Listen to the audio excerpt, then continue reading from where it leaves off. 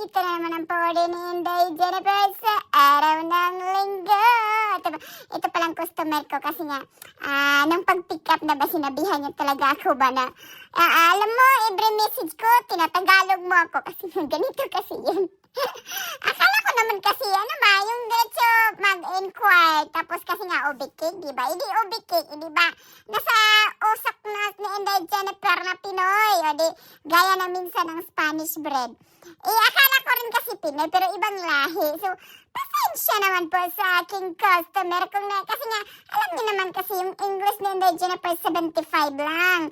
Mahirap na kasi nga, alam niyo na mga pag-grammar, kasi nga minsan, yung ka-message ko pala, hindi ko alam, alam niyo nung nagka-tumbling na yung English ko, mali na ba, yung mga grammar ko, di ko na naintindihan kung nasaan na banda. Tapos yun pala, ang ending, Pinoy ang kausap, o diba, ang galing. Kung hindi naman Pinoy, Bisaya, yung ganyan ba, Diyos niyo, Marimar, kaya, pasensya naman sa aking customer, ha. Tapos yun pala, paalala rin kaya sa customized cake ko rin pala. Minsana na lang din kasi ako natanggap ng customized cake. Sa kadahilan ng, di ba, if ever ibang design na naman, di ba, if ever ilan lang magagamit mo, pero lahat ng hindi naman isa-isa kasi yung example, yung iba ang design ng ng customer.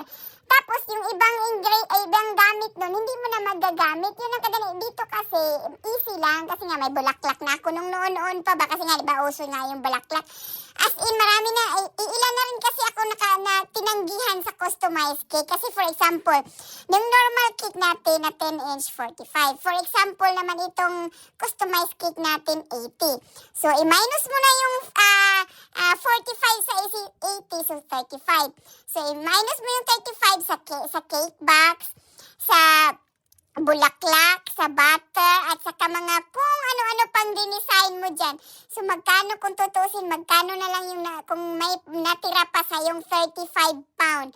Kaya nga, di ba, yung pagod mo pa, tapos, kasi nga, nagtatanggal na rin kasi ako ng mga iba kong produkto. Kasi nga, for example, yung kasabayan niya na marami, gaya nito, may mga tinapay pa, tapos yung mga normal na order, gaya nung the other day, di ba, yung mga cake, yun yung iniiwasan ko kasi na, yun yung tambak-tambak sa order. Pasalamat naman ako kay Santo Niño na may mga pa-order. Pero, kaya nga, minsana na lang ako, piling-pili na lang talaga din sa customized cake kung kaya ko at saka kung meron pa ako. Kaysa, yung bibili pa ako, yung tapos, kung ilang pieces, tapos di ko na magamit. Sayang naman, baka magreklamo sila kung doon banda. Kasi nga, minsan, pinipresyo ko naman sa kanila. Pero, yun lang, yung presyo nun, kung magkano ko binili, yun lang din ang i-deduct, ganun. Kaya lang, mahirap naman kasi nga, kaya yun, basta pasensya na sa mga customer na piling-pili na lang talaga sa mga customer. Dito tayo sa mga normal na pa-order kasi nga, easy lang, madali lang. Well, minsan naman mahirap kasi nga, diba, alam mo na minsan pagod din tayo. Kaya, ayun, so, ito ang mga customized cake na Inday Jennifer at patinapay. So, salamat sa pagtanaw. Hanggang sa sunod. Mama chup-chup mo. Enjoy. I love you all. Thank you, Lord.